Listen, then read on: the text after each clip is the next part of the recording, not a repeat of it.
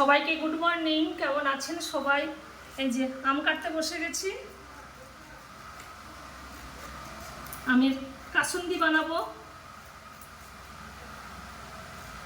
এই আমের সিজনেই তো বিভিন্ন রকমের আচার বানানো, একদিন দুদিন ছাড়াই আচার বানাচ্ছি।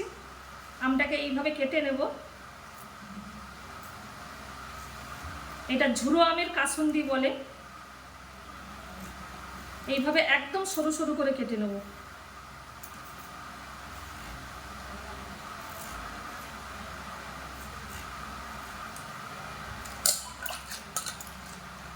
এই যে এরকমভাবে ঝুড়ো ঝুড়ো করে কেটে নেব। তারপরে 2-3 বার ধুয়ে লবণ আর হলুদ মাখিয়ে রৌদ্রতে দেব। প্রায় 1 সপ্তাহ রৌদ্রতে দিতে হবে।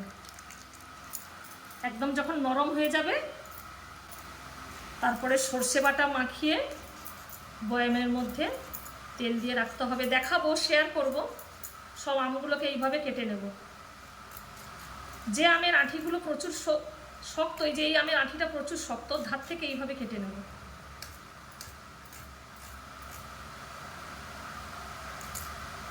এই যে একদম ঝুড়ো করে কেটেছি, এইভাবে কাটবো। এইভাবে সরু করে কেটে নেব।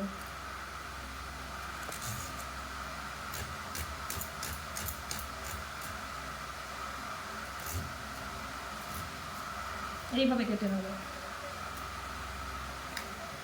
আজ ডিমার শাক রান্না করছি আলু দিয়ে, আর এপাশে এঁচোড়ের তরকারি করছি। এই তো কাসুন্দির জন্য যে আমটা কেটেছিলাম, এই যে রৌদ্রের মধ্যে দিয়েছি লবণ আর হলুদ মাখিয়ে। এইভাবে 2 দিন গামলার মধ্যে থাকবে। 3 দিনের দিন চুবড়িতে করে রোদে দেবো। আমটা একদম নরম হয়ে গেলে তারপরে বয়ামের মধ্যে ঢোকাবো।